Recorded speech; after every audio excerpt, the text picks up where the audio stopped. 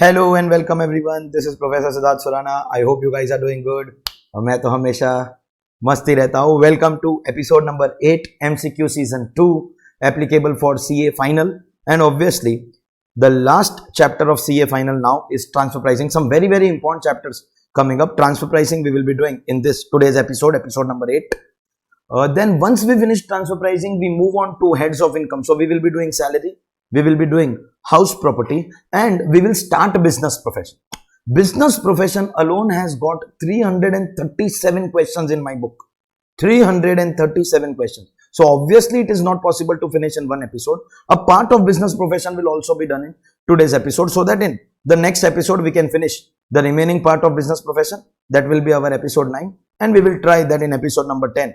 All the remaining chapters like capital gain, clubbing, set of deductions, and the extra chapters for new course, we can finish that. So we have got something really important in today's lecture: transfer pricing and one part of PGBP, that's important, and salary, house property also we are covering. Also from now onwards, all the episodes are applicable for CA final as well as CA inter. Any student of CA inter, you know what you should suggest, that these lectures will be useful for them. Also in CA final, at least I can guarantee that if you watch all the episodes, minimum 25 marks in your MCQs you are going to secure. So then, without wasting any time, let's go ahead to our chapter.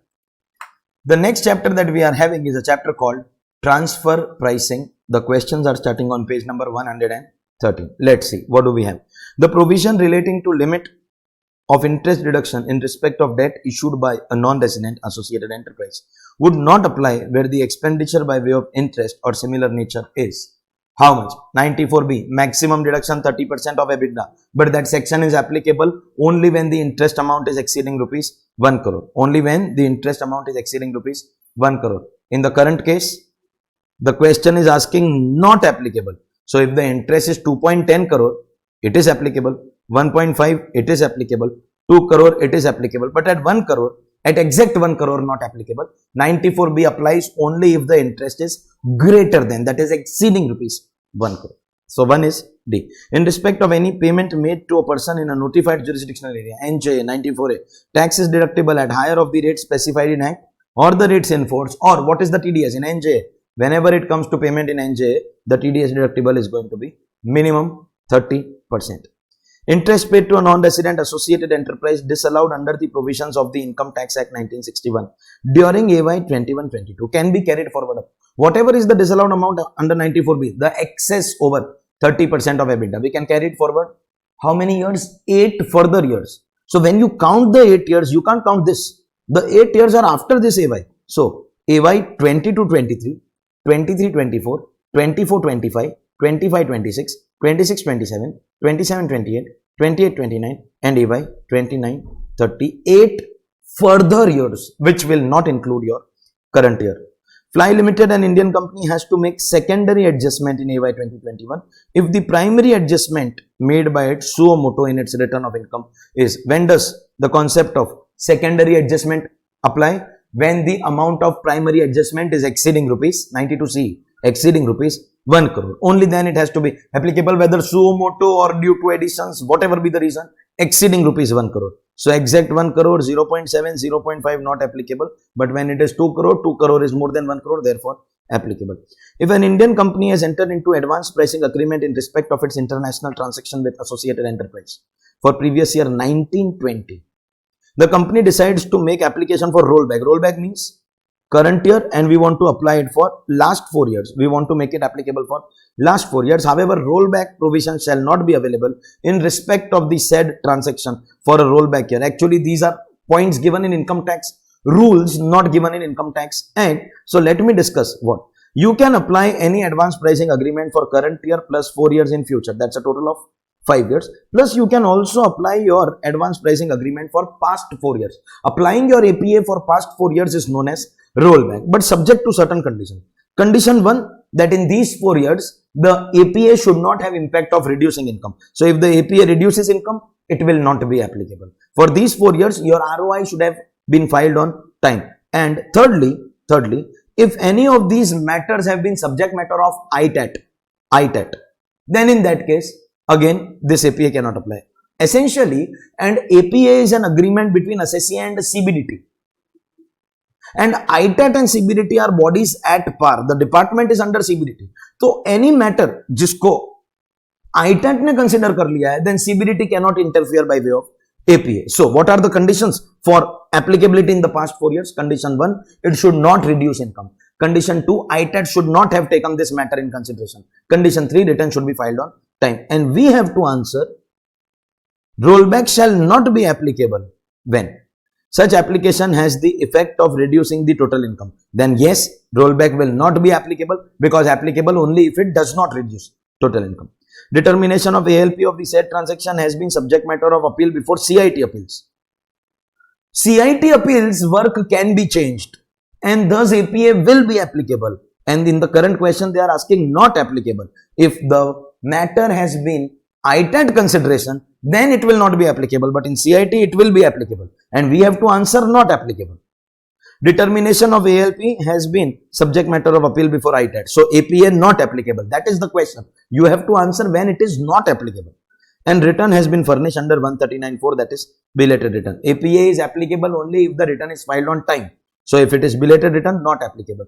Don't forget, all throughout question is asking you to identify cases where APA will not be applicable. And this is a case where it can be applicable. These are cases where it will not be applicable. Accordingly, 1, 3 and 4 are the correct answer. And thus the option that we will be choosing will be our option D. XYZ Limited has entered into a specified domestic transaction during the previous year 2021. The company failed to obtain a report from a chartered accountant and furnished such report under 92E on or before the due date of filing return of income. Is any penalty imposable on XYZ Limited? If yes, what is the quantum of penalty? Failure to furnish report of CA, section 271BA. Failure under 92E, penalty under 271BA, penalty of rupees 1 lakh flat. 1 lakh flat. For non-maintenance and non-furnishing, 2% penalty is applicable on international transaction. For domestic transaction, 1 lakh rupees flat. Y is a foreign company having permanent establishment in India, namely X. Z is a non-resident associated enterprise, has invested rupees 9 crore through debt. That means we have taken not 9 crore, we have taken 900 crore, not 9 crore, 900 crore. We have taken a loan. Earning before interest, tax, depreciation and amortization, EBITDA of X during the financial year is 150. So for applying 30%, we will be using it. Compute the amount of interest allowable in respect of debt, assuming that the debt was invested on the first day of the year and the rate is 10%. If it is invested on the first day and the rate is 10%, that means can I say 900 into 10? The actual interest is going to be 90 crore. And this is non-resident associated enterprise. Therefore, maximum allowability will be 30% of your EBITDA. EBITDA is 150. 150 into 30%. That's 45. Actual interest or maximum 30% of EBITDA, whichever is lower, option A will be your allowable deduction. In case where transfer pricing adjustment, primary adjustment is made suo moto by an Indian company, what is the time limit for repatriating the excess money? If the adjustment is suo moto, that or whether whatever be the reason, the repatriation has to take place within a period of 90 days from return filing due date. And what is return filing due date in cases of transfer pricing? 30th November. So within 90 days from 30th November, the amount has to be repatriated. Otherwise, notional interest will get added, as we are aware. And if you don't want to do that, then you have the option of paying one-time tax of 18% plus surcharge plus HEC, as you are aware of.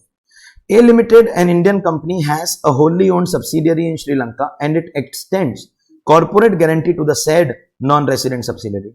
If the amount guaranteed is 90 crore, the assessing officer has to accept the guarantee fee declared by A Limited for financial year 2021 at how much? So this is basically again given in rules, not given in the act. If the amount is 90 crore, maximum guarantee fee will be minimum you have to offer. Basically, you have to take care of at least 1%. So if this is 90 crore, then in that case 1% of 90 crore is going to be 90 lakh. And if that much is declared by A Limited as income, minimum 1%, then in that case it is going to be accepted by the assessing officer without any debate or dispute.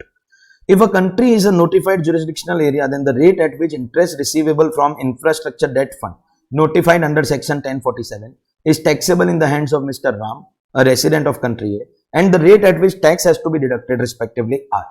Whenever interest is paid by infrastructure debt fund, rate of tax is 5%. Once it is infrastructure debt fund, tax rate will be 5. But if the assessee is located in NJA, then even if the rate of tax is 5, the TDS has to be deducted at minimum 30%. So tax rate 5, TDS 30.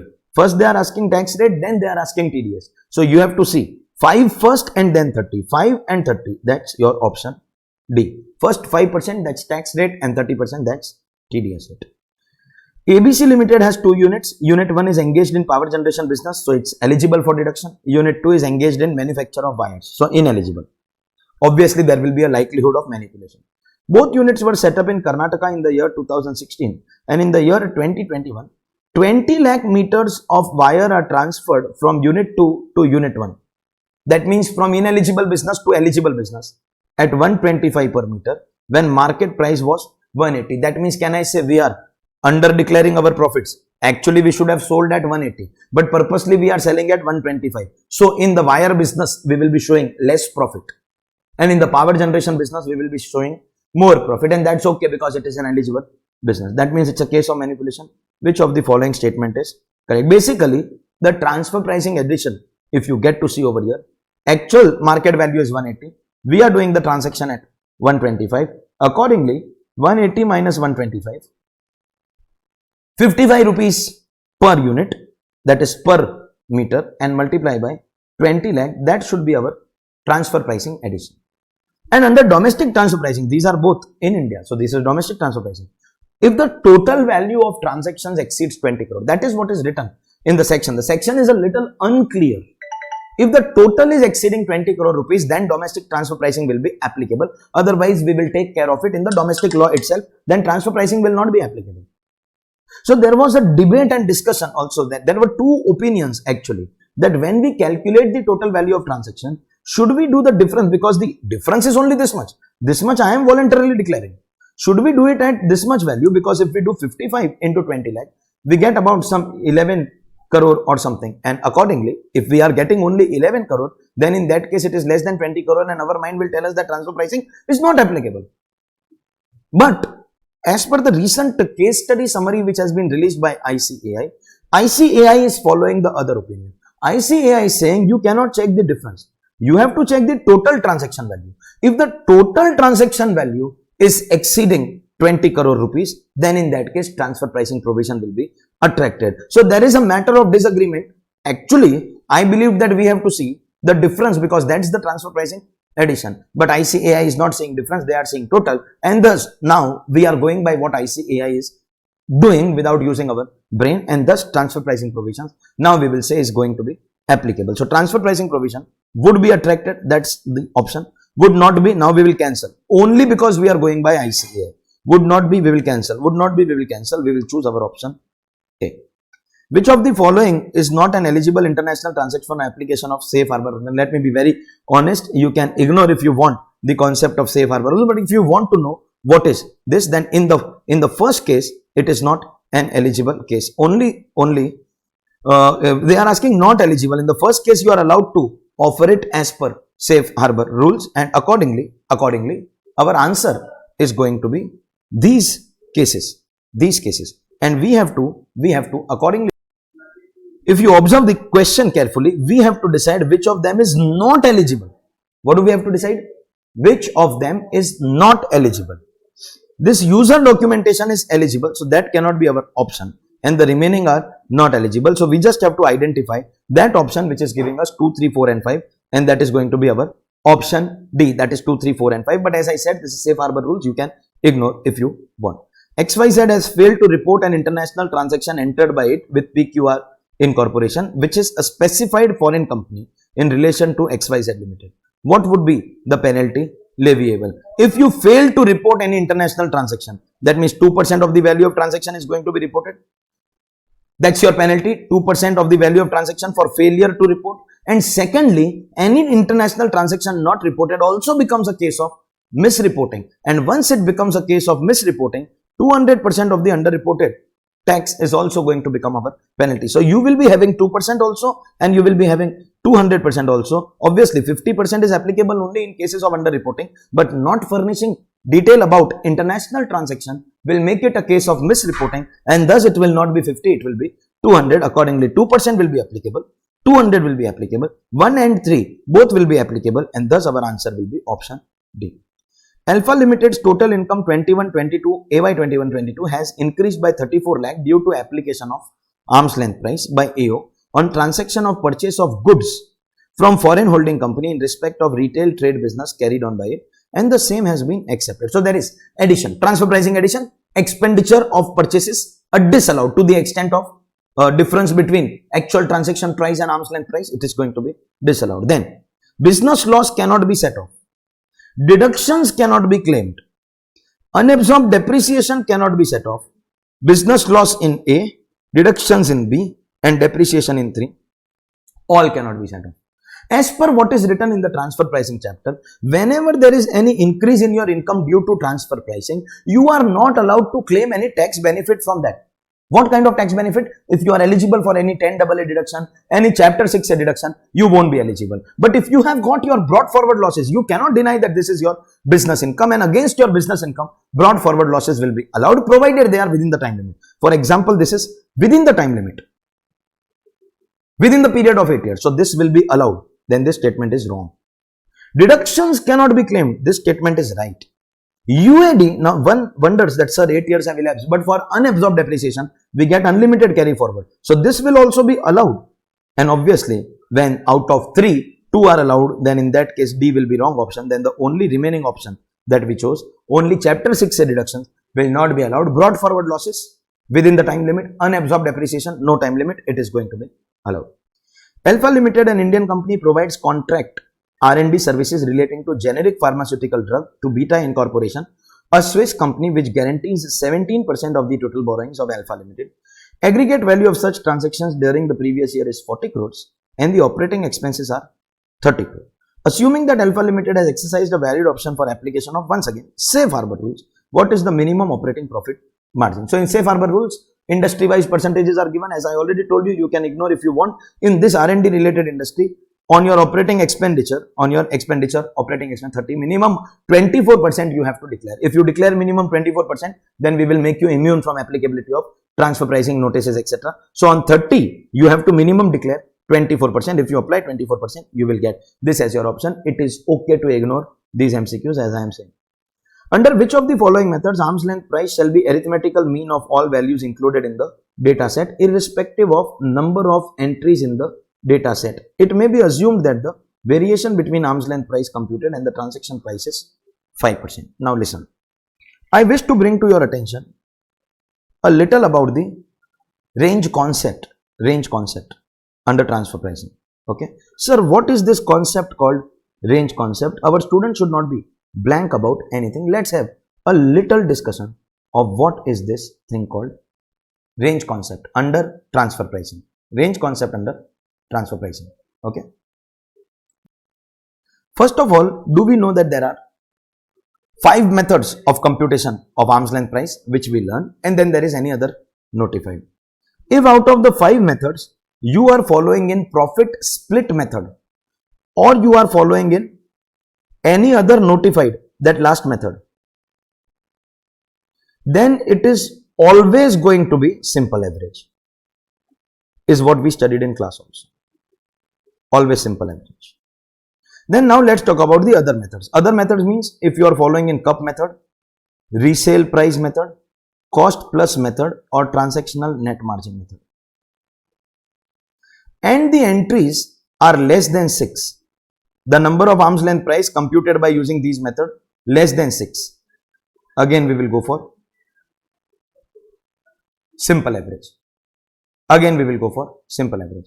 But if the entries are 6 or more, then you have to identify something called percentile, and it has to be between 35 and 65 percentile.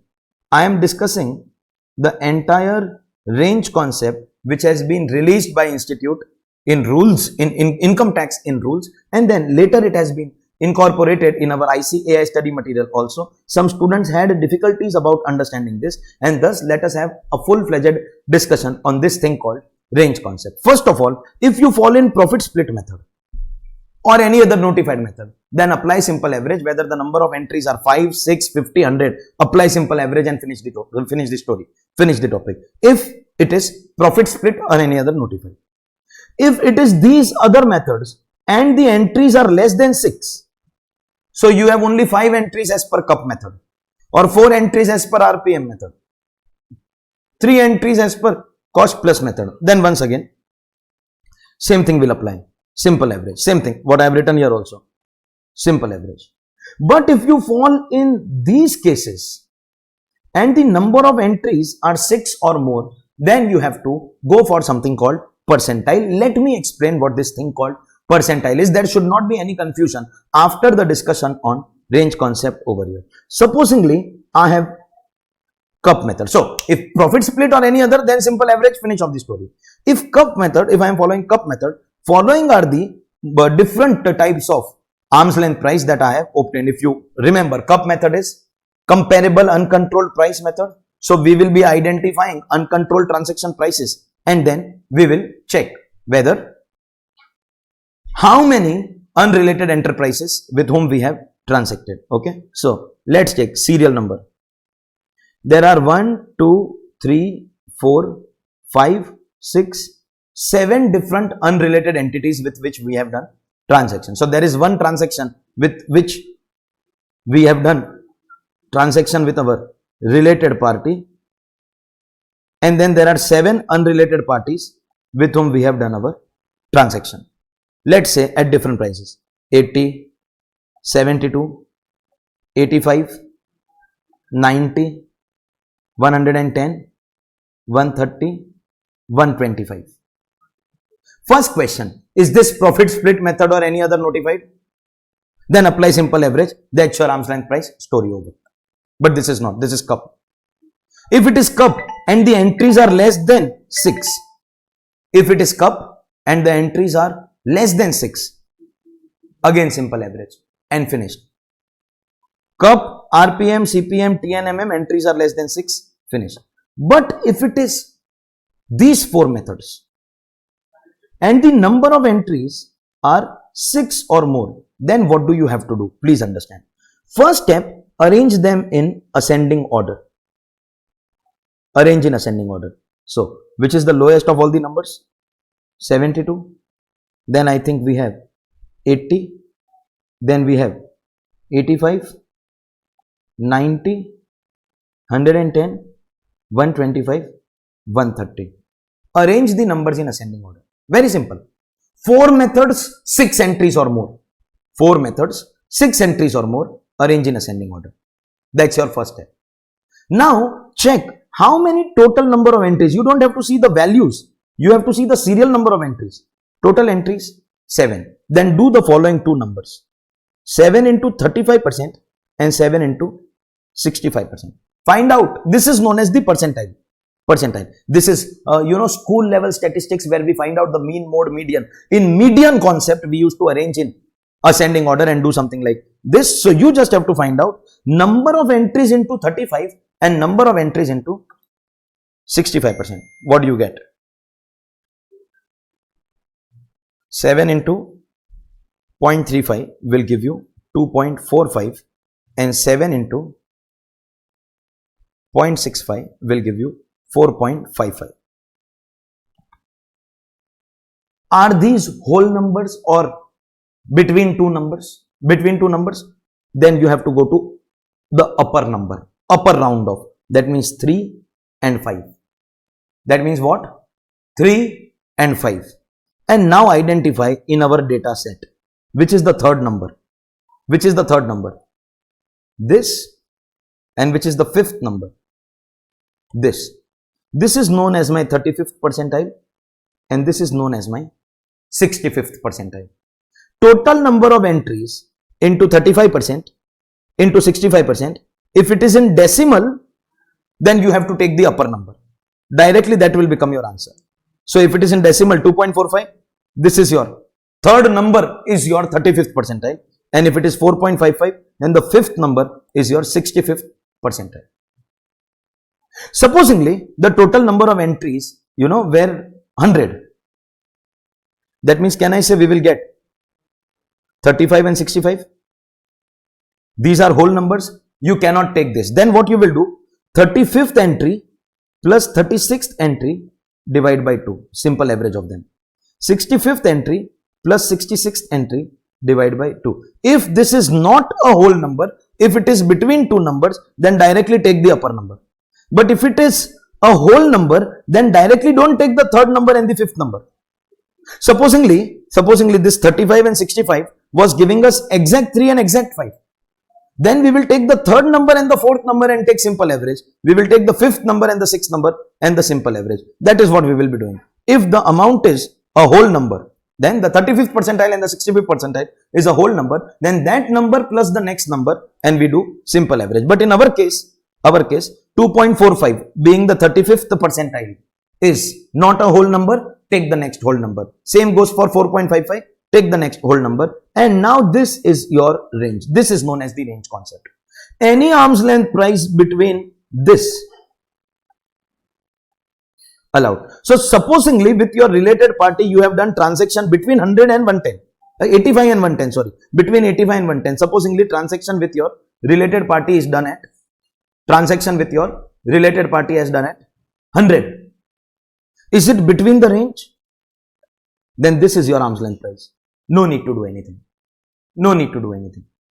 And supposingly with my related party, I have done transaction at 82.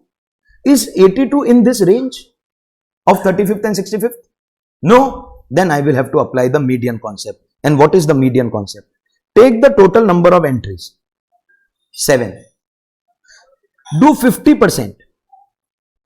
You get 3.5. Go to the next whole number, that's 4. Supposingly this was a whole number, then you have to take, supposingly the number of entries were 8 and you would have got 50% as 4. Then you have to take average of 4 and 5. But here if it is not coming as a whole number, then directly take the next whole number, the fourth entry in your data set. So that's entry 1, 2, 3 and 4. Then 90 will become your arm's length price. If your arm's length price is falling in the range between 35th and 65th percentile, that example was 100, then your arm's length price will be accepted and story will be over. If your arm's length price is not falling in the range, then in that case we will apply median. Total number of entries into half. If half is a decimal number, then the next entry is your answer. If half is a whole number, if there were 8 total entries, half was 4, then what we would have done? Average of the fourth number is 90, fifth number is 110, then 100 would have been our answer. And same thing we would be applying over here also.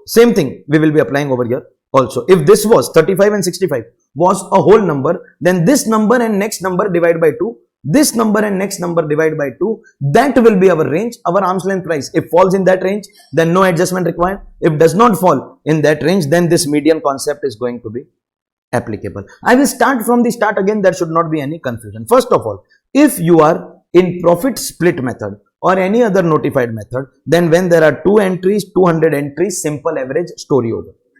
If you are in these 4 methods and the number of entries are less than 6, then again simple average, story over. If you are in these 4 methods and the number of entries are 6 or more, then first do percentile. What is percentile? First take your data. First step is take your data. Let me start from the start. First step is take your data. This is cup method, 6 or more entries, that means range concept will be applicable. Arrange that data in ascending order. Just arrange in ascending order. Once you arrange the data in ascending order, take your number of entries. We had 7 and multiply by 35% and 65%. If you get decimal number, then directly take the next number.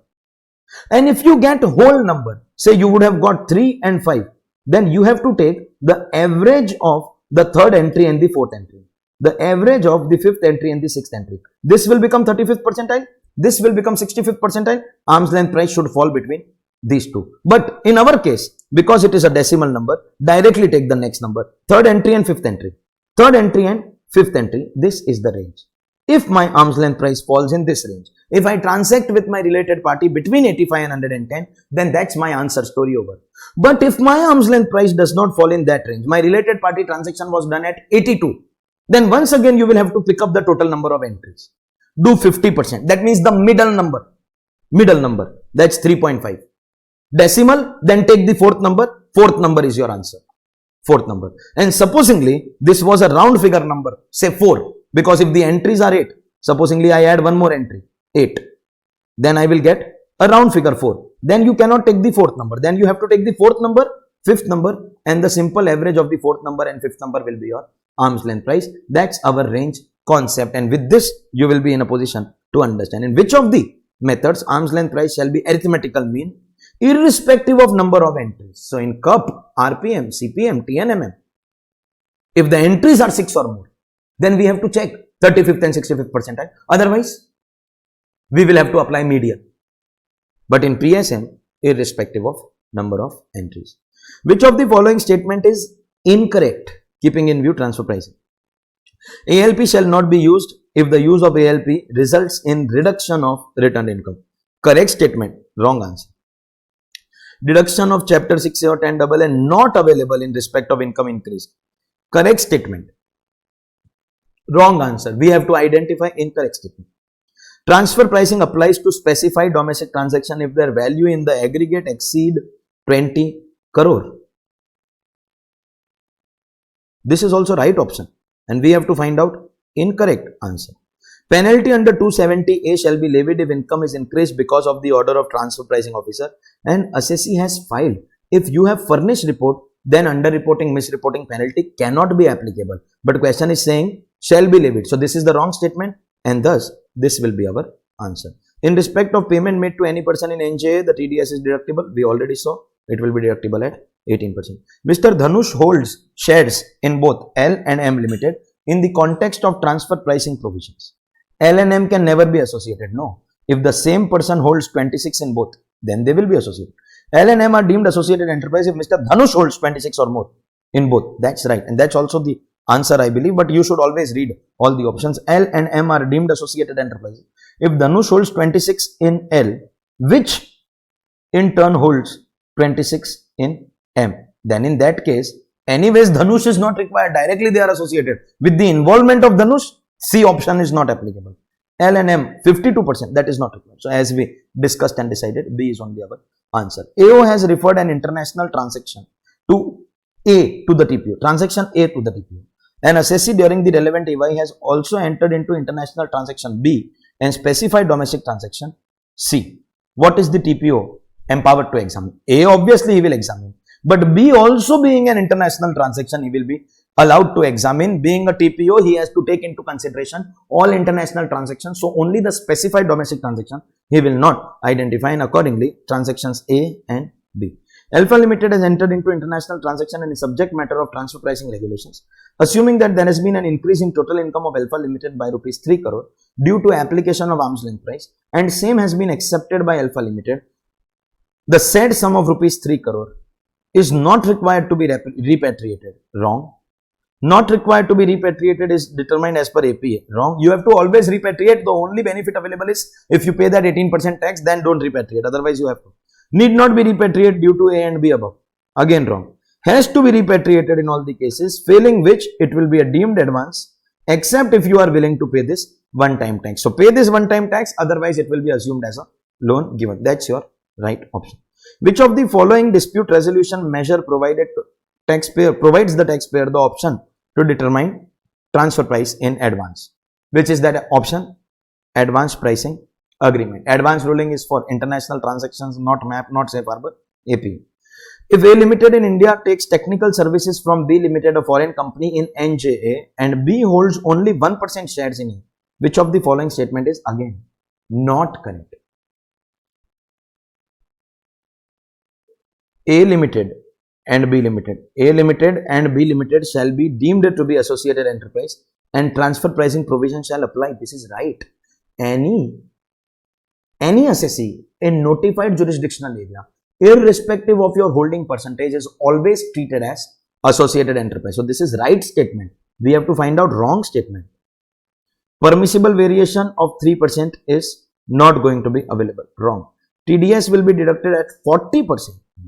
In NJA, TDS will be at 30%. This is the wrong statement and question is asking wrong statement. So right answer. This is also right. So wrong answer. Two methods found suitable for arm's length price. As per cup, it was 1200. As per RPM, it was 1250. ALP will be whenever more than one method and only two entries in the data set. Simple average 1, 2, 2, 5. Mr. Wallish is a citizen and a resident of Cyprus, assuming Cyprus is NJA. Then the rate at which interest receivable from infrastructure debt fund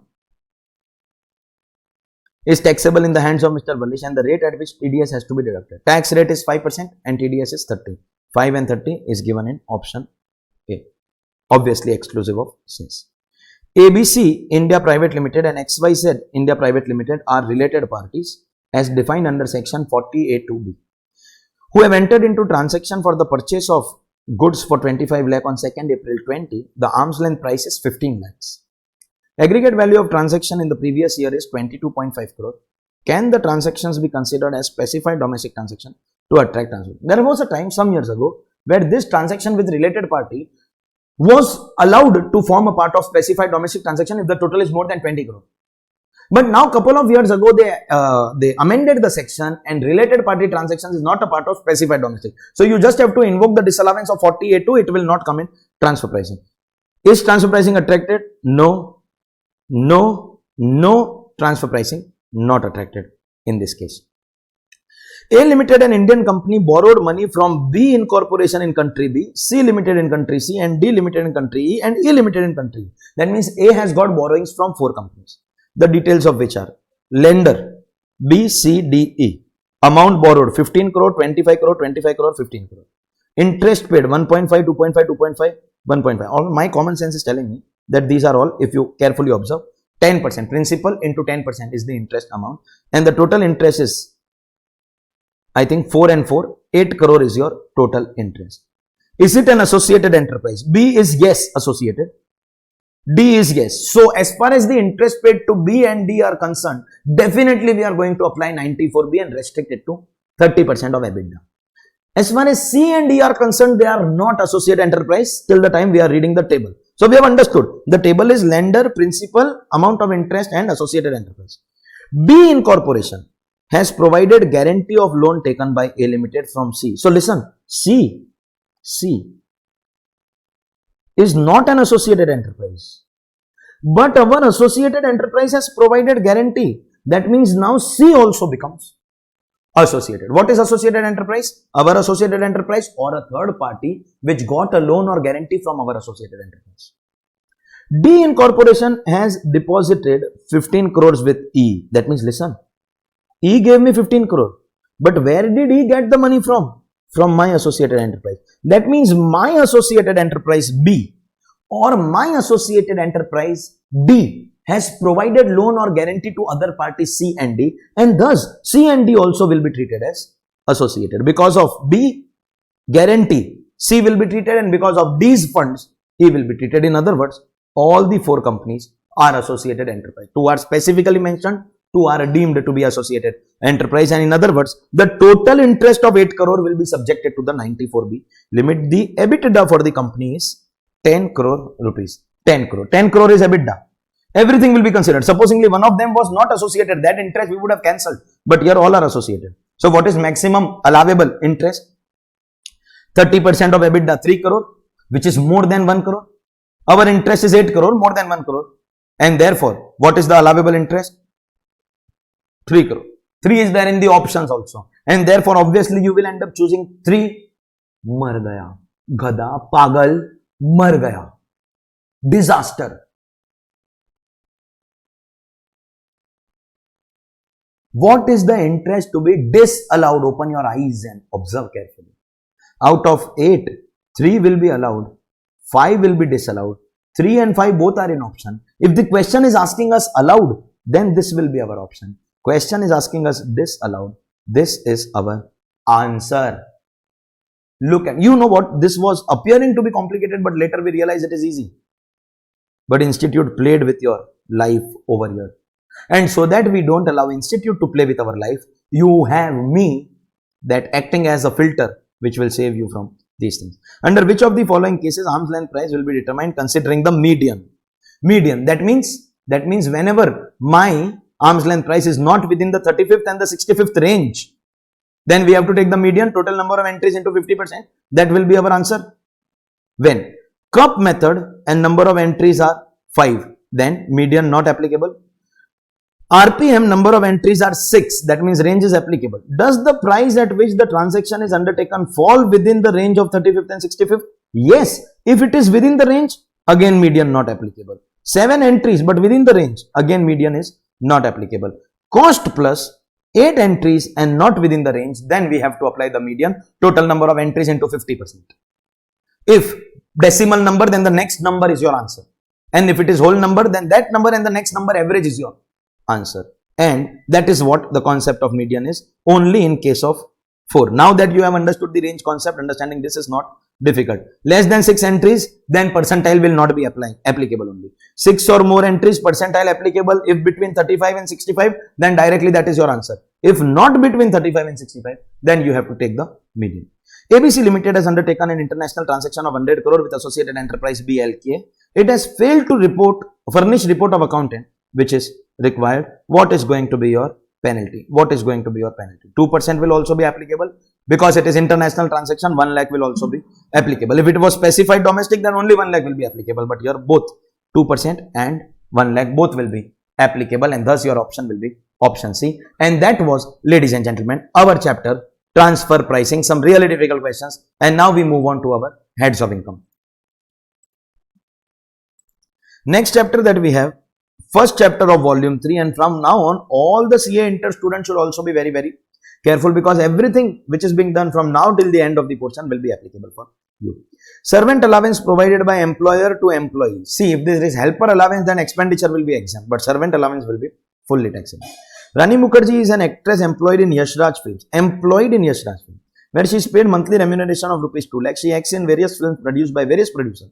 Remuneration for acting in such films is directly paid to Yash Raj Films by the producers. The money received from Yash Raj Films will be taxable under C. See, basically she is an employee of Yash Raj and she is getting only their monthly salary.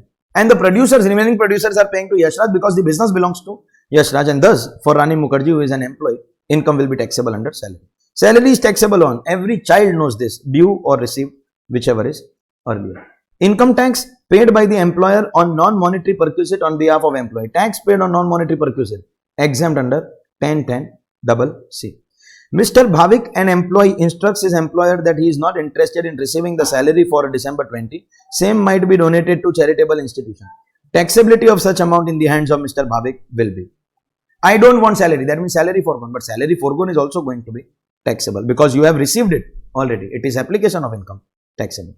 Transport allowance granted to an employee is transport allowance. Normal employee exemption up to 1600 per month. Divyang, disabled employee, exemption up to 3200 per month. So fully taxable, wrong. Fully exempt, wrong. Exempt up to amount specified in rules, that is 16 and 3200 respectively.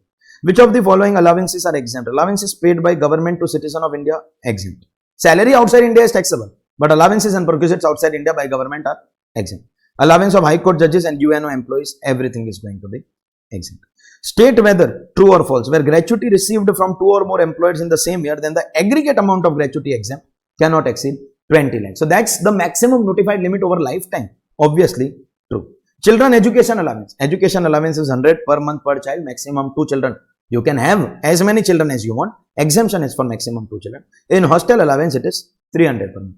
Exemption amount in case of leave salary received at the time of retirement to government employees is least of actual amount, maximum notified 3 lakh, and 10 months average salary. So how many months average salary?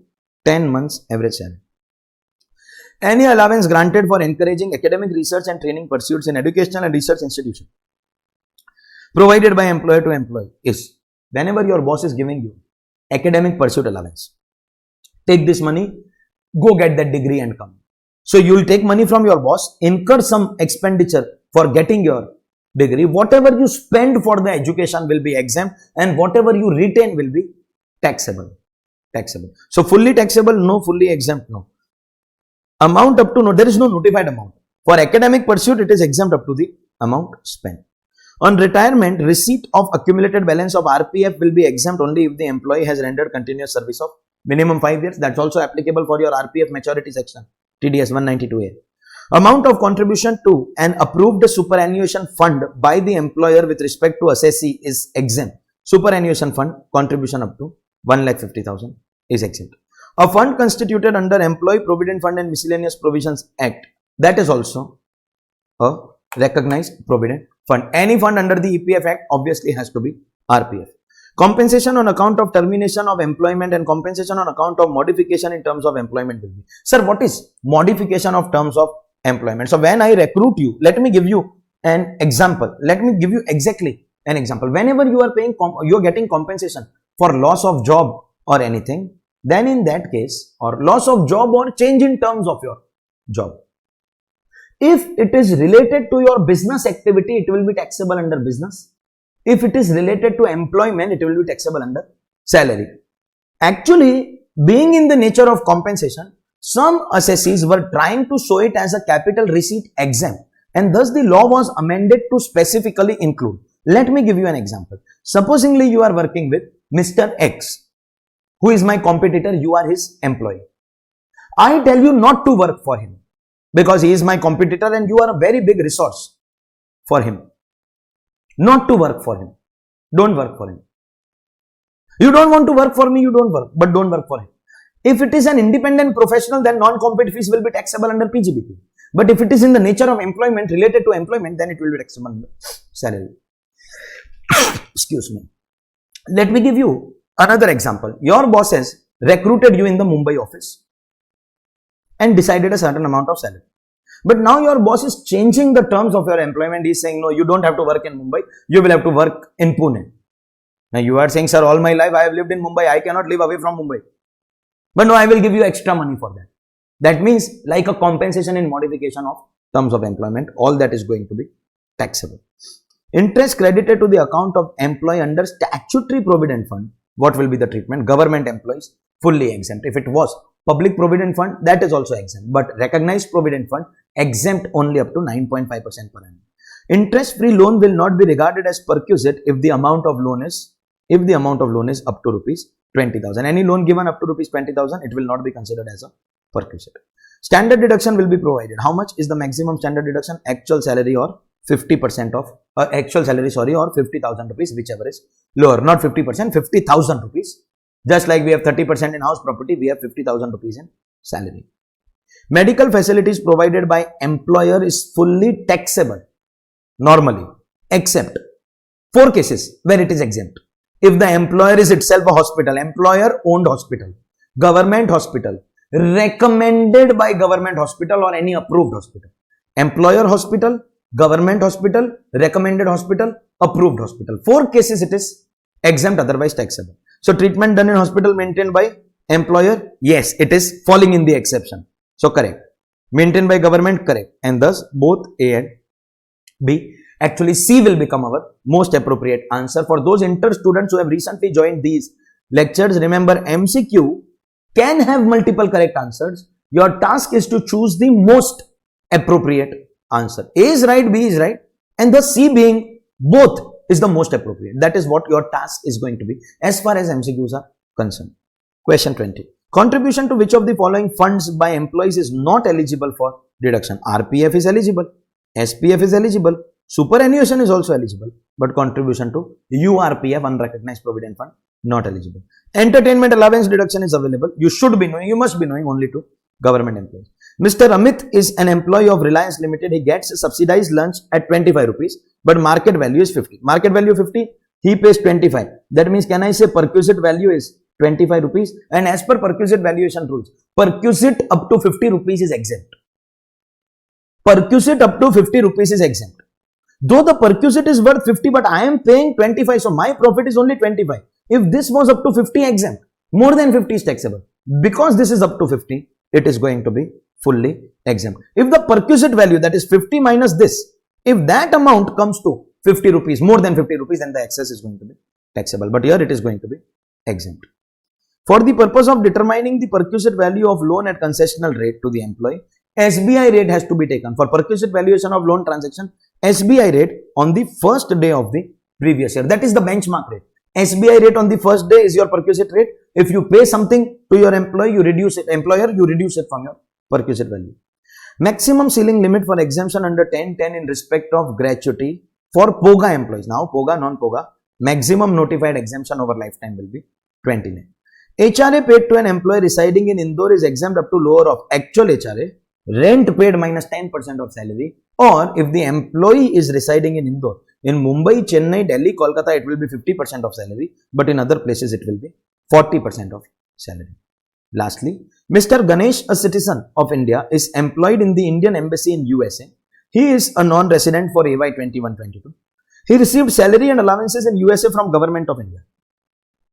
Whenever Government of India is sending its officers outside India to work, the salary paid will be assumed to be accruing in India and taxable. But the allowances and perquisite are going to be exempt. So he was paid salary and in addition he was given perquisite.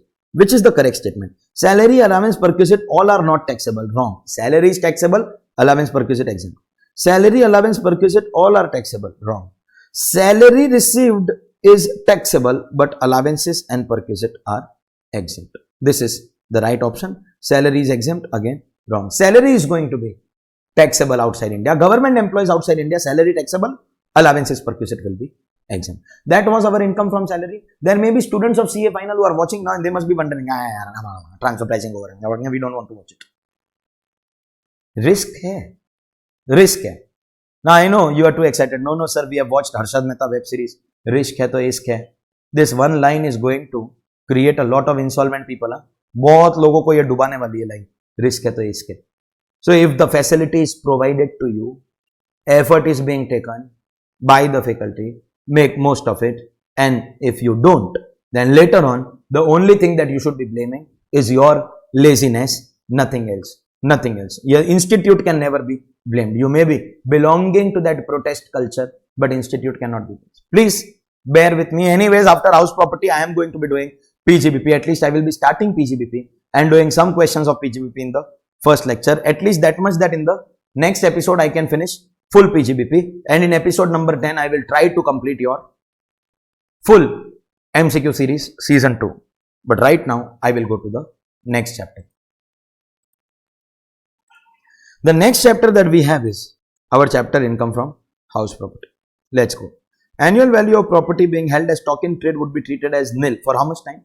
Within 2 years from the end of the year in which completion certificate was received. So dash from the end of the year, 2 years from the end. Mr. Prakash, a salaried individual has vacant land which is given on rent. Rental income will be taxable under. Vacant land cannot go in house property. If he is doing it regularly, then it will be PGBP. But he is a salaried individual, so it can't be house property, it can't be PGBP. It will go under income from other sources. Obviously, it is not capital gain also. ABC, a partnership firm, according to its partnership deed, is engaged in the business of letting out properties. Rental income received from letting out of property would be chargeable under. As per the deed, our business is only going to be property. And those students, this is where case law knowledge helps. And those students who have attended the case law lecture with me. So basically, my full course students, my crash course students, these are students who get access to my case law lecture. Case law lecture is not put in public domain. There are certain things which are put in public domain. Whatever is kept for general public, the study material which can be provided will be kept in my Telegram channel. The link is visible in the ticker below me, and the videos will be on YouTube. Standard rule, whatever I want to give free, Telegram will contain the notes and YouTube will contain videos. Okay, so my students who have access to my case law lecture are aware of this, that Chennai properties and investment. Normally rental income goes in house property, but in Chennai properties, if your business is only, main business is renting, then it will be going under PGBP. Okay, and we also have discussed that Raj Dadarkar Supreme Court judgment. On that also we have a question. We'll talk about it. Raman, a salaried individual, received composite rent for building and furniture from Mr. Raghavan. Raghavan does not accept letting building without other asset. That means the total rent will include rent of building and rent of other asset, and they are not separable. If they are separable, rent of building will go in house property, other assets will go other heads. But if they are not separable, it cannot go in house property. What is the total? In which head it is going to be taxable? Assessee salaried individual, it cannot go in PGBP. It cannot go in house property because not separable, and thus the only option left is going to be IFOS. Riayat contractor, his name you will find in the if you have purchased my MCQ textbook or any of my textbook, in Hall of Fame, gentleman got 70 marks in direct tax. Okay, Riayat contractor has let out his property to Husaina, which is used by Husaina for her commercial purpose. Husaina paid 10 lakh as rent to Riayat, taxable under which head? Property of any kind, whether residential or commercial, property rent will be taxable under income from house property. For calculating annual letting value, ALV, municipal valuation or fair rent, whichever is higher becomes expected rent or standard rent, whichever is lower. So higher of fair rent and municipal value, that's expected rent, but restricted to standard rent. That's only our answer. Lower of fair rent, municipal value, wrong. Higher of municipal valuation, standard rent, wrong. Lower, wrong. Higher of fair rent and municipal value, restricted to standard rent is going to be our answer. Miss Pallavi has let out own house property from 1st April to 30th November and received rent of 72,000. From December to March, she occupied the property herself. So this is SOP, not considered as vacancy. There is no vacancy period. This is the actual rent of the period. Other information. Municipal valuation, fair rent. That means, can I say, whichever is higher will become our expected rent? Expected rent or standard rent, whichever is lower, this will become our annual letting value. Expected rent of 90 or standard rent, whichever is lower. And this will be comparing 75 or actual rent, ALV or actual. Then whichever is higher will become our gross annual value. And they have given us municipal taxes. Calculate NAV, not income from house property. So if you do NAV, that's your answer. NAV minus 30% standard deduction will be your final answer for house property. But we have to answer what they are asking. That means 75 minus municipal taxes 7950, 67050 will become your NAV. For computation of income from house property, ALV is expected rent is what? Municipal valuation, fair rent, whichever is higher. And expected rent or standard rent, whichever is lower. Lower of expected rent or standard rent. For computation of GAV, fair value, municipal value, standard rent has to be apportioned. For GAV purposes, all these amounts are going to be taken on annual basis. But if for my entire property, a portion of the property is self-occupied and a portion of the property is let out, then in that case, obviously, corresponding apportionment has to be done. So when the property is a divisible property and only a part of the property is let out, at that time we will have to do proportionate. Otherwise, we will never do proportionate. If a single unit of property is self-occupied for part of a year and let out for rest of the year, then expected rent shall be for the then whole year. If they are divisible into different units, then you can do proportionate. But if it is a single unit, then you have to take it for the whole year. Then whole year is only your option. Amount of deduction under section 24A. 24A is standard deduction. Standard deduction is going to be 30%. Now you are thinking, sir, there is no option 30. Arey gadhe. Pagal. Do you have the brain to understand that 3 by 10 is nothing but 30%? Unrealized rent should be reduced from actual rent. Which of the following condition is required to be fulfilled? Tenancy is bona fide. Defaulting tenant has vacated the property. Defaulting tenant is not in occupation of any other property of the assessee. Reasonable steps, all the conditions are to be fulfilled. Deduction of which of the following is allowed? Repairs, not allowed. Maintenance, not allowed. Construction, not allowed. Only municipal taxes, standard deduction and interest. Anything else is not going to be allowed. Pre-construction period interest can be claimed as a deduction over a period of how many years? Pre-construction period allowed over a period of 5 years. 1/5 over a period of 5 years. Municipal taxes will be reduced from GAV only when incurred? No. Paid by owner. Only paid by landlord. Paid and paid by landlord. Only then it will be allowed. State whether true or false where house property is co-owned by 2 owners and self-occupied. Overall aggregate of 2 lakh interest will be allowed. Self-occupied there is limit. LOP there is no limit. But if there are 2 owners in their respective computation, each one of them will get 2 lakh. 2 lakh is not per assessee. 2 lakh is per assessee. It is not per house. It is per assessee. So if there are multiple owners, each one of them will get their interest deduction. And thus the given statement is false. The total will not be restricted. Everybody will get their individual. It is per assessee, not per house.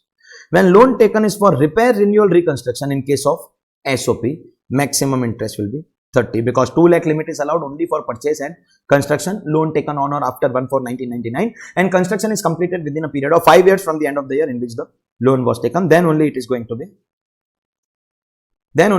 be considered as 2 lakh maximum limit, but that's if SOP. If it is LOP, then there is no question, unlimited amount. Mr. Shahrukh transferred his house property to his wife in an agreement to live apart without consideration. Who will be the owner?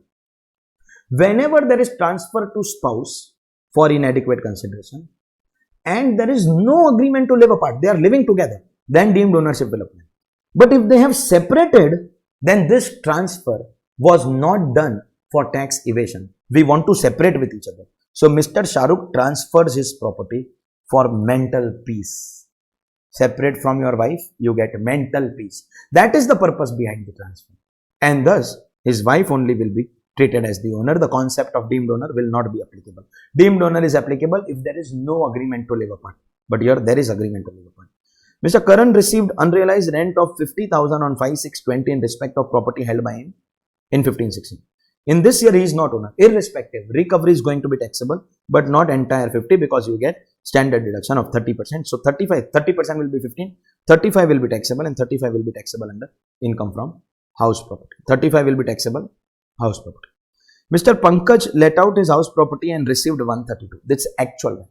Municipal valuation 130, fair rent 110. That means expected rent whichever is higher 130. Standard rent 120, expected 130 or standard 120. This is ALV. And our ALV will compare with actual, then whichever is higher. Final answer, GAV is this. Mr. Pankaj took a loan for acquisition of this property from Singapore and paid interest of 40 without TDS, no deduction of interest. Compute income from house property. Municipal taxes accrued 13 but paid only 10. You don't get deduction of accrued, you get deduction of paid. So this is GAV, this is municipal tax, we get NAV and then we take standard deduction. Interest not allowed because no TDS. Let's see what is the calculation of this. ALV is 120, actual is 132. Higher of them will become GAV. Municipal tax only paid allowed. So NAV 122. Only standard deduction will be allowed. Interest no TDS, so not allowed. When you give this deduction, 85,400 is going to be your answer. 85,400. 85,400 is going to become your answer. Where an assessee has 2 house properties for self-occupation, the benefit of nil annual value will be available. Till some years ago, it was available only for one, but now it will be available for both. Alia Bhatt and Vicky Kaushal are co-owners of self-occupied property. They own 50% each. The interest paid by each co-owner during the previous year on loan for acquisition of property taken during 2006 is 205. Loan for purchase after 1/4/1999 and number of years of construction not given, so assume satisfied. Each of them have paid 2 lakh. Will the total 410 be restricted to 2 lakh? No, they will get individually 2 lakh. So actual 205 or 2 lakh, whichever is lower. Amount of deduction for each co-owner will be rupees 2 lakh. Maximum will be 2 lakh because it is self-occupied. Had it been let out, full amount of interest would have been allowed. Mr. Satya received 90,000 in May 20 towards recovery of unrealized rent which was deducted from actual rent in 1920 for determining annual value.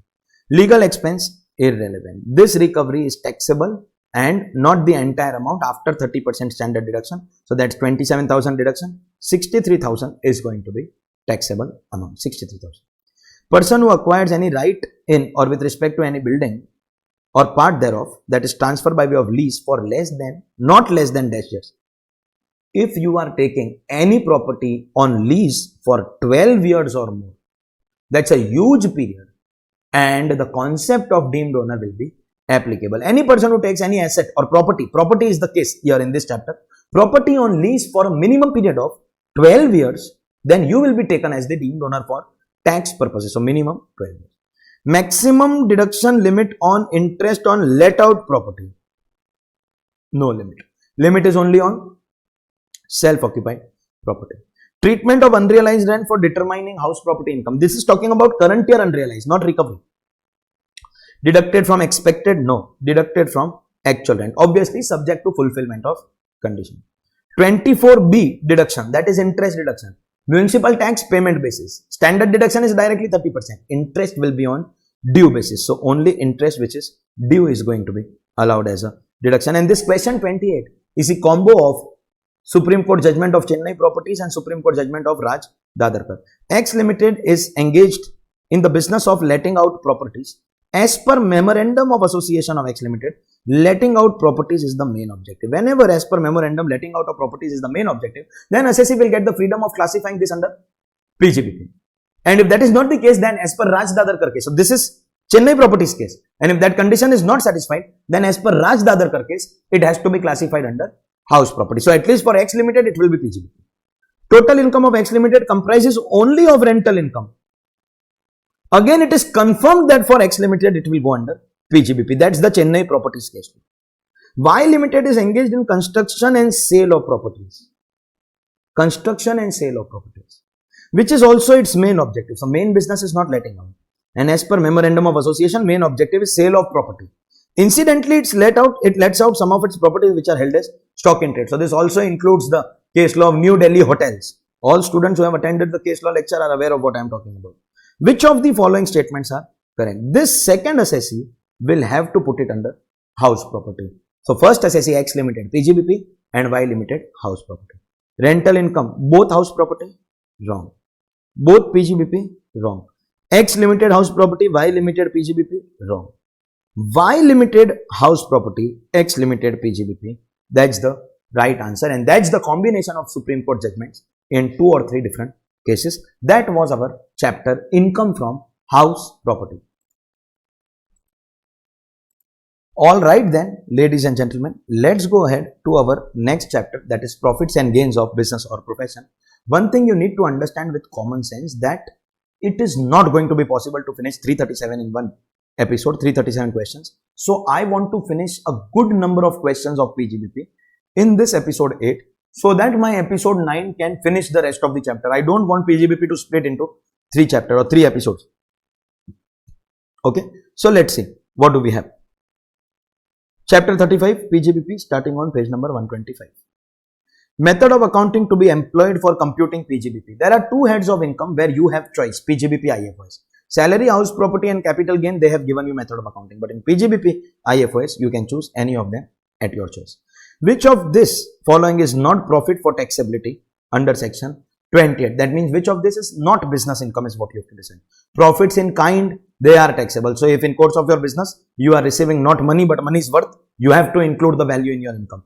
Illegal income is also business income taxable. Voluntarily also, if somebody is paying you, supposingly, I am doing these free lectures. But voluntarily, if you want to give me some gift, I will not say no. I belong to the Marwadi community. You know what? So, voluntary, that is also something that I will. I am only giving an exam. Not that I am asking for something. Not that these things I am genuinely doing without anything, expecting anything in return. Only thing I want is good results. And whenever I am not in a position to do anything free, I clearly tell it. That MCQ book, soft copy, I will not be able to give free. Color book, whenever it gets ready, handwritten book, I will not be able to give free. Whatever is possible for me, I will do it. Everything cannot be free. You need to have the common sense to understand that. But what I am doing free, that I will genuinely do for free without expecting anything in return, only expecting very, very good result by you people. So, but then in case anybody gives voluntary, not to me, to anybody else, I mean general explanation I am giving, that also the receiver has to offer to tax, and thus only this capital receipt not taxable. Anyway, capital receipts are nowhere taxable in PGBP. Only capital receipt taxable is capital gains. Central government has notified how many ICDS? 10. So all the students who have attended the case law lecture have also, in the same lecture we have covered, it was, if you remember, a 6-7 hour lecture. We studied case laws and we have covered all the provisions of ICDS also. Again, that lecture access is given to students of full course and crash course. Whoever have been my students, some of them attended live on Zoom, and the other students who have purchased the recorded lectures will be given the additional part. If at all you have not received, you better contact our admin team through whichever place you procured the lecture. So if you have procured the lecture directly from my organization Coppergate, then you directly contact our admin team. If you have taken the lecture from any of our associates, any of the websites or portals, then you approach through them. But if you have taken our full course or crash course, then that case law lecture will be provided to all those students. Okay. In that case law lecture, we have covered up our ICDS also. There are 10 ICDS. Most of these upcoming questions are based on ICDS. Those students who have already seen the case law and the ICDS lecture will be very easily able to answer this, because we have discussed everything in that lecture. Kailash opened a strawberry shop during winter season. Now, it's a seasonal business. It can be opened whether it's strawberry or mango or umbrellas only during the season. It was not a continuous. Of course, it cannot be a continuous venture. But the profit earned during this period is still going to be taxable under PGBP. Kirti started a small venture of selling ice creams. Though started by Kirti, business is fully carried on by her brother Rakesh under her directions and control. Basically, Rakesh is acting like an employee, like a manager. Obviously, the profits are going to be taxable for Kirti only. In which of the following circumstances ICDS is applicable? What is the applicability?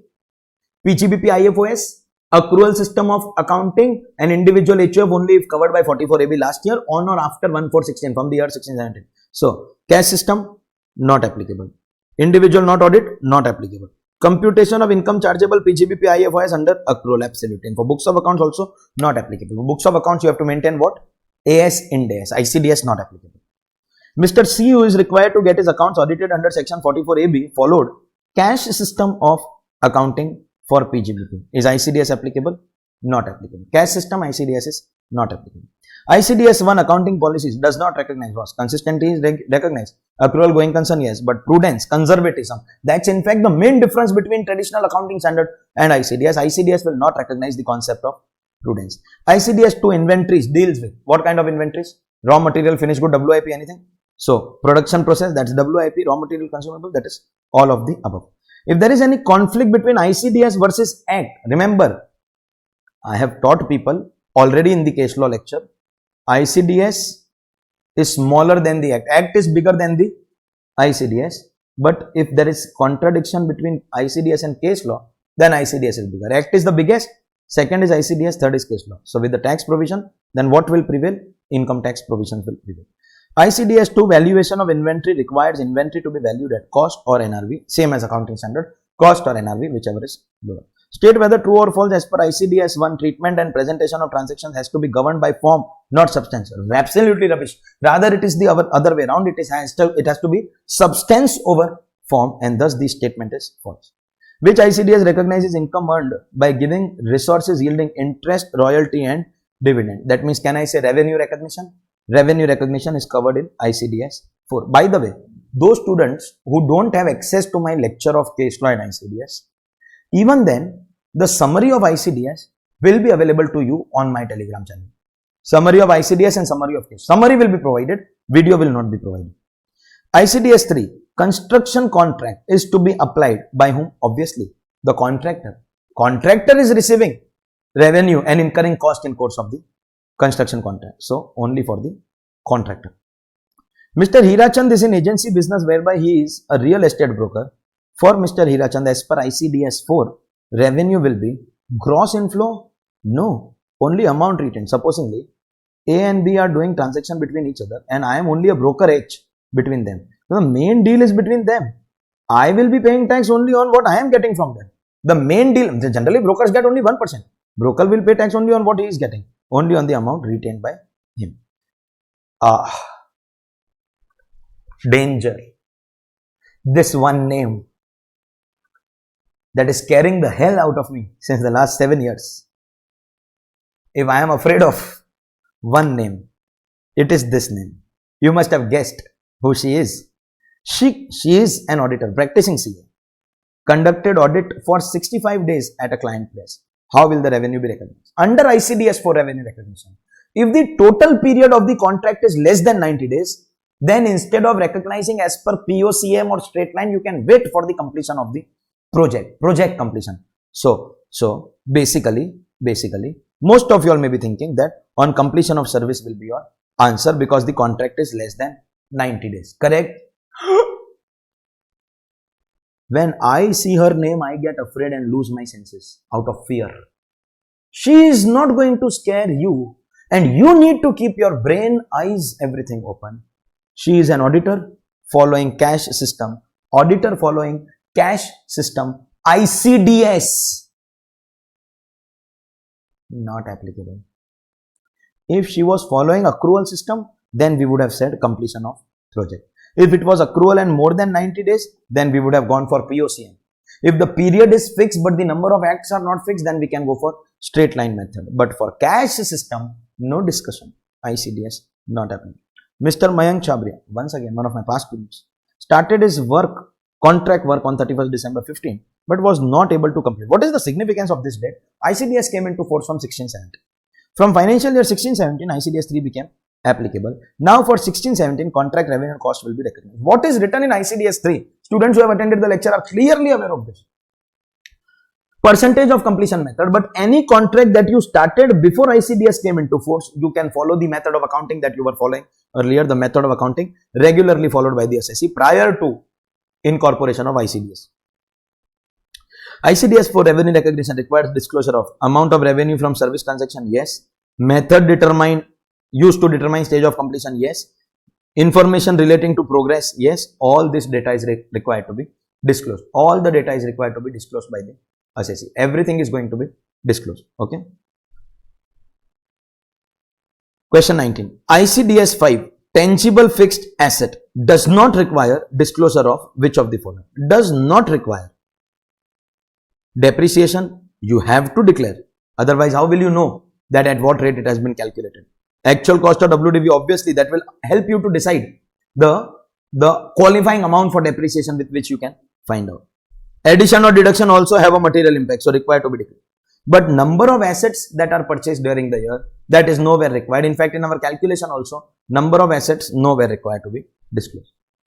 Foreign currency monetary items at the end of previous year shall be converted into reporting currency by applying what? This is, once again, I think you must have studied this in accounting standard also, that monetary items, non-monetary items, as far as monetary items are concerned, monetary items shall be converted at the closing date. Foreign currency monetary items shall be converted at the closing date. Monetary items will be converted at the closing date. Okay.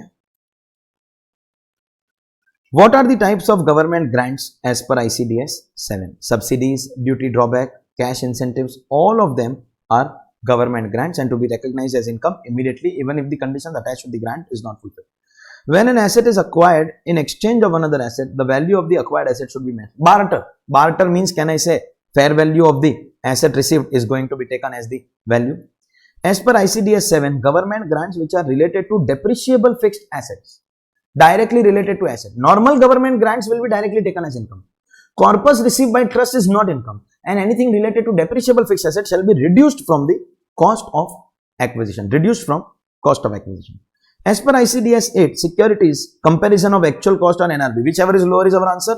It has to be done, not individual script, but total category. Total equity shares cost, total equity shares NRV, whichever is lower.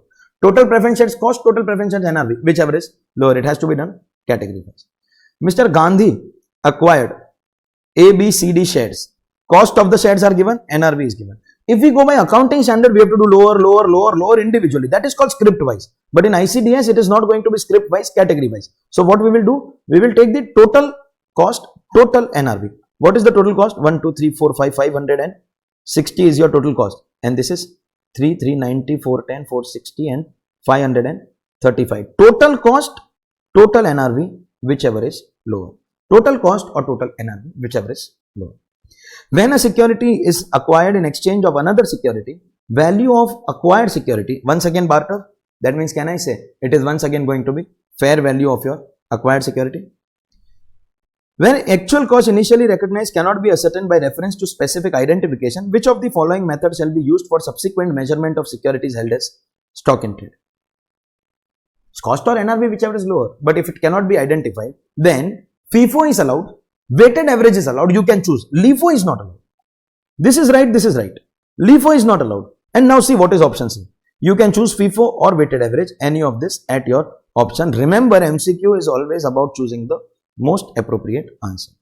At the end of previous year, listed securities held as stock in trade have to be valued. See, so the rule is unlisted will be valued at cost.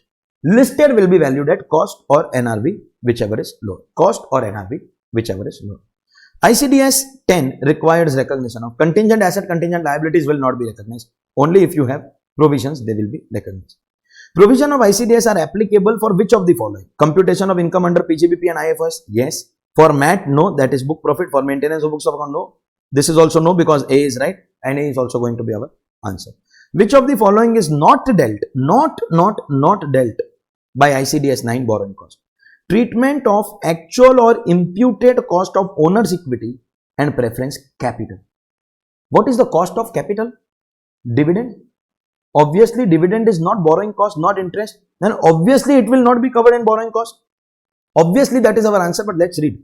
Capitalization of borrowing cost? Yes. Again, capitalization for borrowing cost? Yes. When would it commence? When would it cease? Everything related to borrowing cost will be covered, and we are asked not covered. Okay.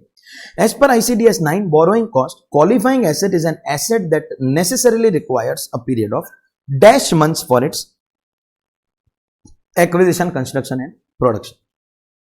One small mistake in the printed book, you have to correct that book please. For borrowing cost, the qualifying asset has to be, for the capitalization purposes, it has to be held for minimum, the construction period should be 12 months. Okay, so 24 is the wrong answer, wrongly printed C as the answer, correct answer is B. State whether the statement is true or false. ICDS will apply only if the assessee follows in dash. Rubbish. PGBP IFOS, accrual method, irrespective of whether you follow AS or Ind AS. Provision for post-employment benefit, employee cost, nowhere covered in ICDS. Not covered. Not 10, not 4, not 2. Not covered in any of them. ICDS is applicable on recognizing revenue from construction contract. Which one? Construction was ICDS 3. In fact, some years ago when ICDS was newly introduced, I had released a video on my channel. It's an old video. It might require some effort to search for that video. But there was a story which I made, a memory technique with which you will be able to learn all the ICDS numbers 1 to 10. So what is 1? Accounting policies, 2 is inventory, 3 is construction contract, 4 is revenue recognition. You will be able to learn. Video is in Hindi. South students watching, if you have observed, most of these MCQ lectures, I am speaking majorly English only. मैं hardly आपने मेरे को हिंदी बोलते हुए सुना होगा. And क्यों नहीं बोल रहा हूँ? क्योंकि मुझे पता है that south students are watching, और साउथ के स्टूडेंट्स के लिए इंग्लिश में बोलना पड़ेगा, और जो नॉर्थ के बच्चे भी है उनको पता है एग्जाम तो इंग्लिश में ही देना, तो मैं अवॉइड कर रहा हूँ. और अमेंडमेंट रिवीजन लेक्चर का जहां तक सवाल है तो both languages done, so no problem.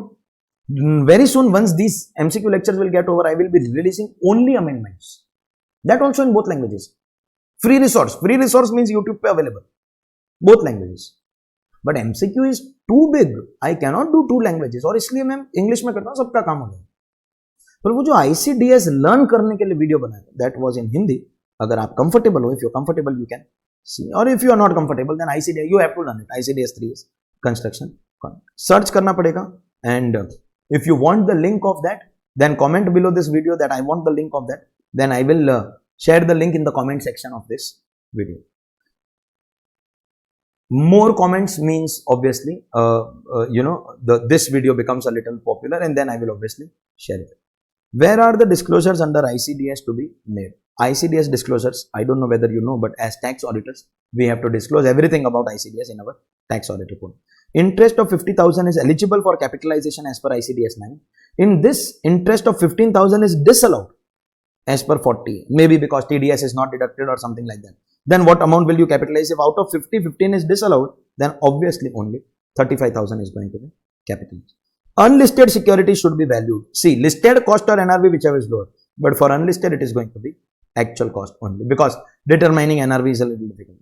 Mr. Vaibhav sold debentures on 30th April 20 for 60,000, which he acquired some years ago in 2017 for 40. Interest payment is on 30th June. So the interest is actually going to come after he sold it. So when I sold it, my interest is lost. But interest on accrual basis of 1250 has been accounted as income. It has already been accounted as income. So listen, I am selling my debentures on 30th April. After some time, 30th June, the interest will be paid by the company.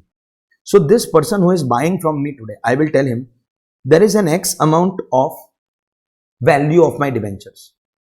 You have to obviously pay me that. Plus this interest, the payment company will make later. But actually the interest belongs to me. And I have in fact already recognized it and paid tax. This also you have to give. So the total that you will be giving me is my debenture value plus the interest. And this 60,000 is that total. That means for debenture, I have received only 58,750. Only that much I have received for debenture. So then why is the total 60? Because the buyer of my debenture has given me interest also. I am paying tax, but he will receive it from the company because the company date of declaration of debenture interest is later, payment is later. And at that time he will be the owner, so he will get it. But actually I am the owner. So while selling my debenture, I will take from him the interest money also. But in my value of debentures, only 58,750 will go. What is the amount of capital gain? Obviously, this is selling price and 40 was cost price. 18,750 is going to be your answer. Which of the following is not taxable under PGBP? Import entitlement related to business, taxable under PGBP. Duty drawback, taxable. Salary of MP, MLA, they make it their business, but it is not taxable under business. It is taxable under IFO.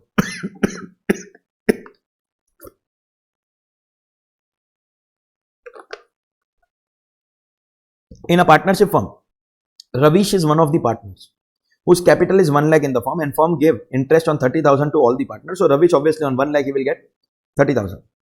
What is the taxability? Do you know the firm will get deduction on maximum 12%? So obviously Ravish will pay tax only on 12%, that is 12,000. So 12,000 will be taxable at business income. 18 will be exempt because firm is not getting deduction, firm has already paid tax. Harshruti, proprietor of Sukhsagar business, entered into contract with Shama to deliver the goods within 3 months. Shama modified the terms and stated that she will deliver the goods within 9 months and not within 3 months.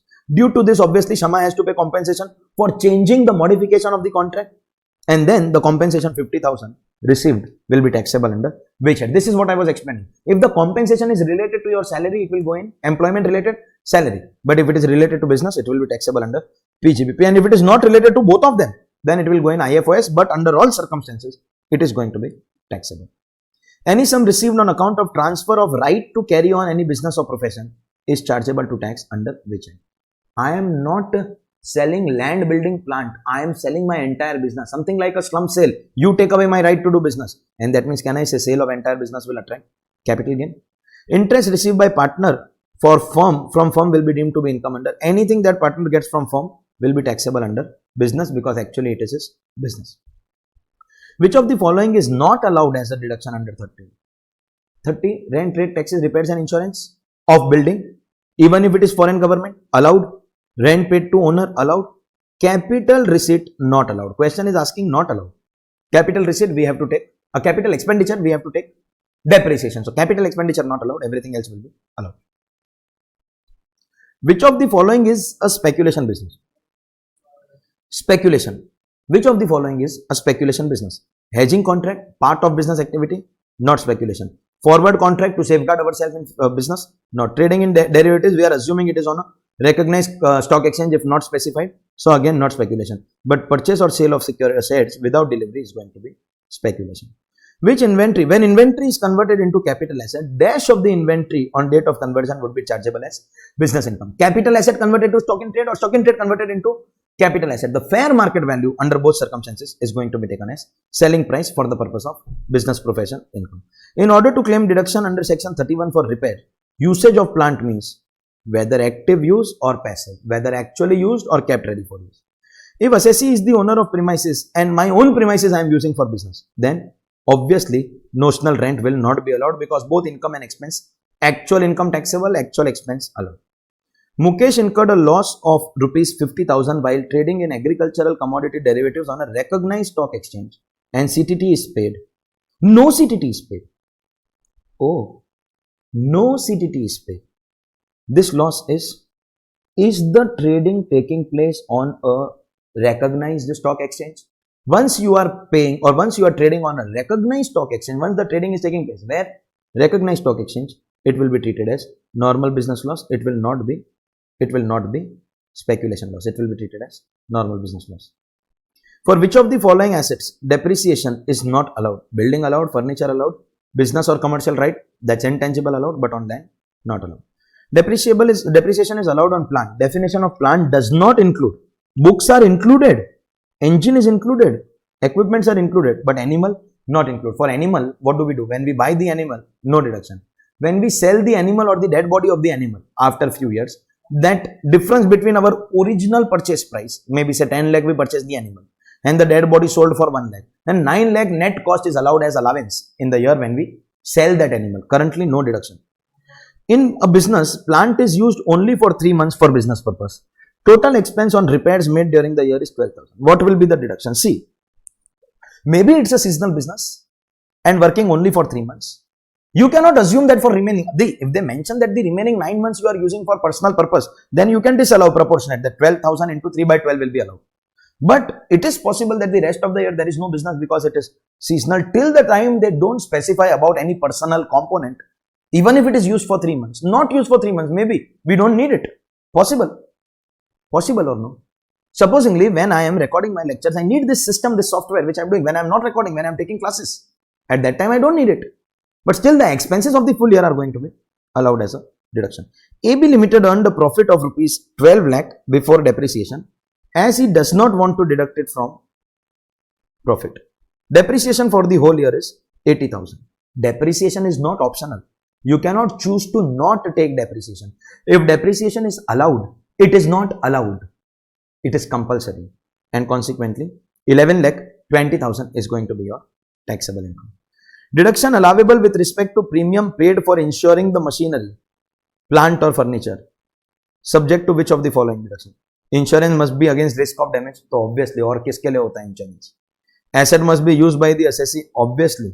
Premium should have been actually paid or payable, obviously. All the conditions have to be fulfilled. Under section 32, depreciation is allowed. What are the two conditions? Owned and used. Both conditions are fulfilled, then deduction is going to be allowed.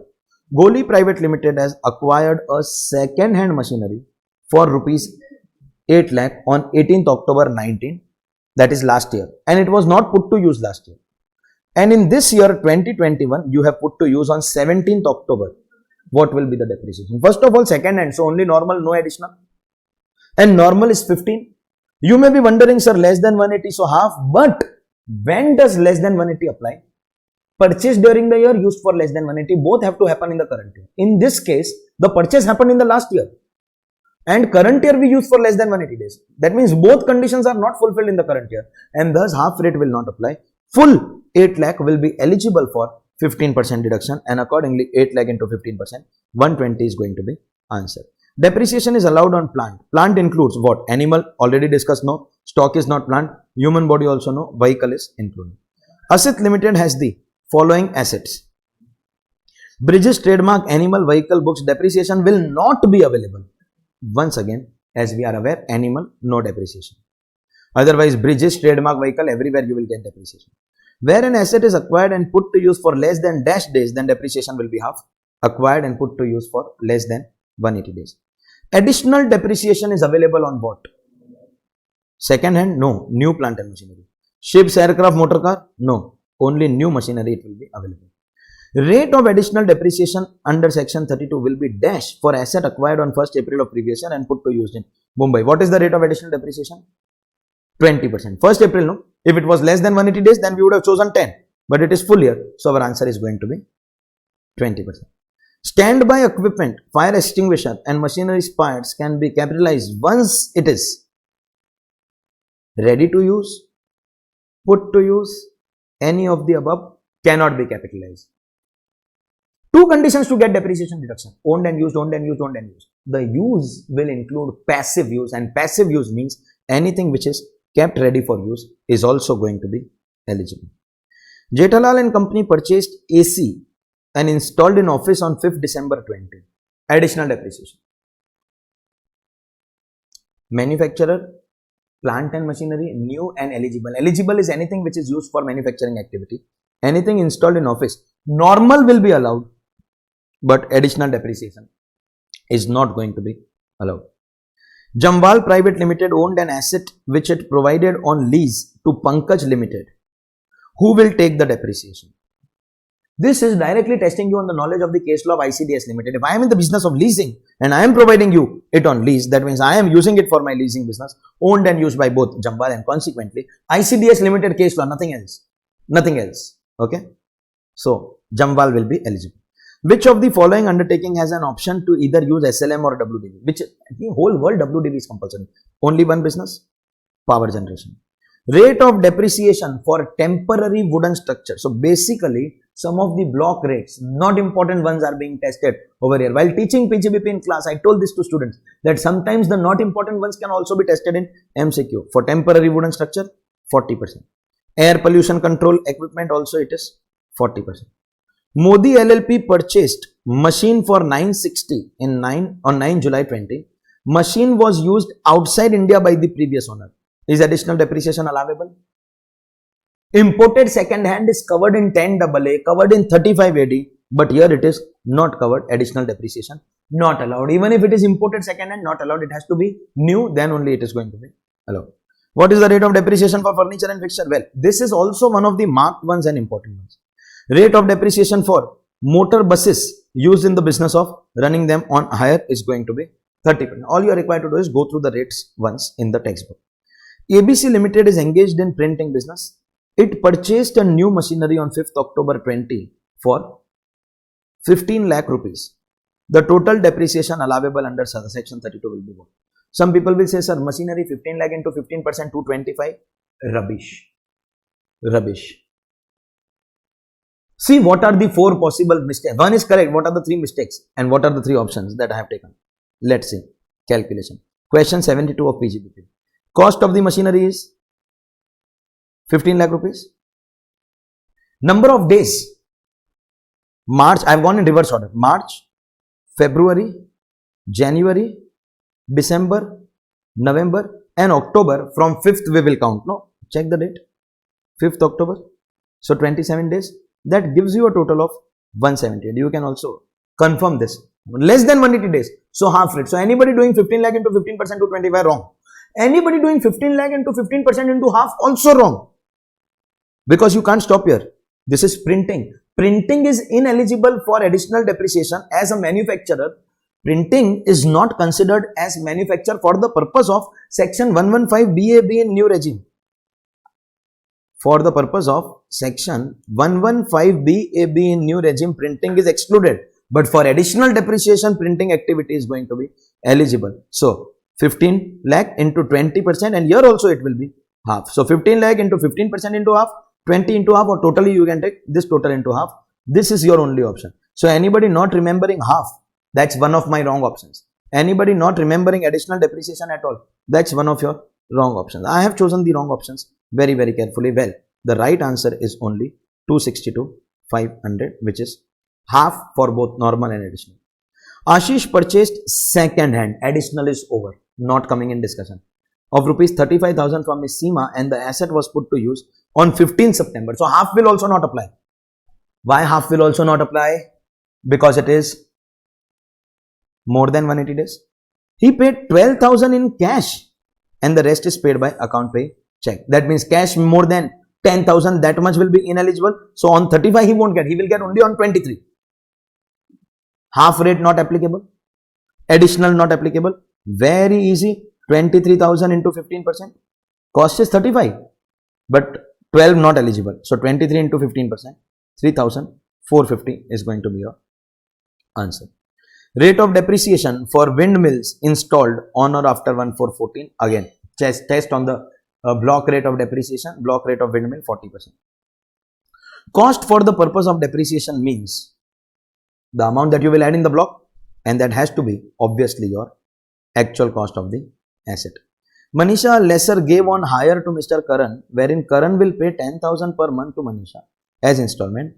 Agreement says that the lesser has right to sue for installments, but not right to recover asset. And when I read this part, then I realize that the case law of ICDS is not going to be applicable, because ICDS case law was on the condition that our assessee should be able to repossess whenever he wants. Ownership will not get transferred, but here the assessee does not have the right to repossess, and consequently it is assumed that the asset is transferred, and thus who will be eligible? In this case, that case law only is not applicable, and thus the lessee will be eligible. Thus this monthly amount is EMI and the ownership will transfer. Depreciation in case of succession of firm or sole proprietary by a company shall be a portion between these two entities. In what ratio? In the ratio of number of days in which they used. It is always going to be on the basis of usage, number of days for which the asset was used. Mr. A acquired asset and WDV of this asset as on 31st March 20 is 1,20,000.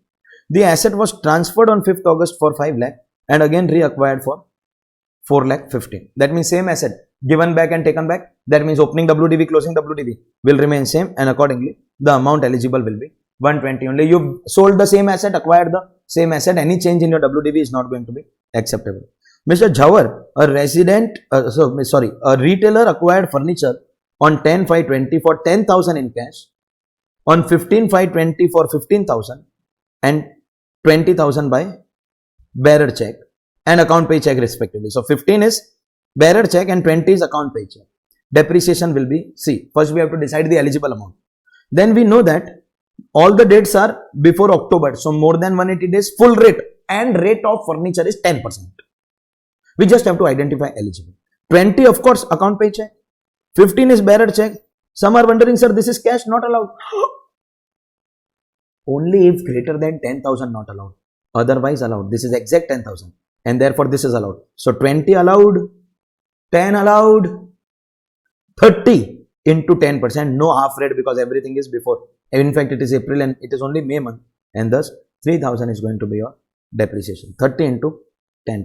Look at the wrong options, how carefully they have been chosen. Okay. Miss A owns an asset and WDV of this asset on 31st March 20 is 4,30,000. Miss A transferred the asset to Mr. B for 5 lakh. A acquired the same asset back from B on lease. B being the new owner will be eligible for depreciation at what rate?